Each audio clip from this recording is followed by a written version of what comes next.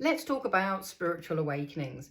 People talk to me all the time about their spiritual awakening, and sometimes we're having a conversation and they're going, "Oh, yeah, I don't think I've had mine yet." And then we'll talk about things that have gone on in their life, and that is their spiritual awakening. It's not always this big dramatic event. My spiritual awakening certainly did not start with me levitating my bed and spinning round 100 miles an hour, okay? So, your spiritual awakening may have happened because you lost someone that you loved and it made you think, is that it? There's got to be more. Please don't tell me that you die and it's over. It may be that you've had a health crisis and it's made you go, what else is there to life? Or it's made you go and investigate things. Sometimes people have all these weird things happening in their lives, like things are moving, or there's noises, or they feel a presence in their house. And it's kind of freaky, but they're not scared that there's a burglar or a mass murderer in the house. They just don't understand what's going on. So they'll contact someone like me and we'll talk about it.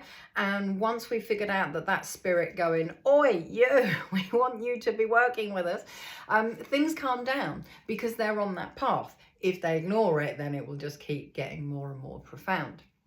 Sometimes it's a curiosity.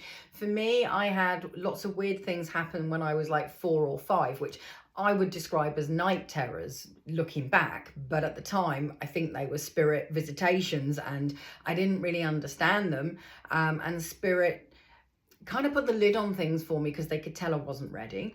But I kept this really deep interest. I mean, honestly, when I was 6, everyone else was reading Janet and John and Spot the Dog. And I was reading those too, but I was also reading all about reincarnation and spontaneous combustion and UFOs, reincarnation and so on. And then when I got to my 20s, I was still doing the, oh my God, it would be like really cool to be psychic routine. Then I found out I was, because we all are.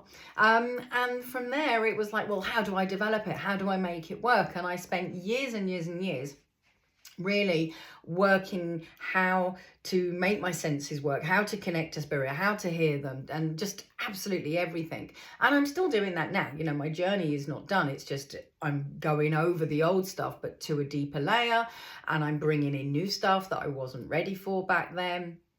And so that spiritual awakening is really different things to different people. So my question to you is, where are you with your spiritual awakening? If you've even had one, maybe you don't even know if you've had one, in which case DM me and we'll talk about it. So what's happened? Where are you at? Are you curious? Are you kind of on the path but getting nowhere fast? Hamster in a wheel syndrome. Are you wanting more but just can't find the right teachers?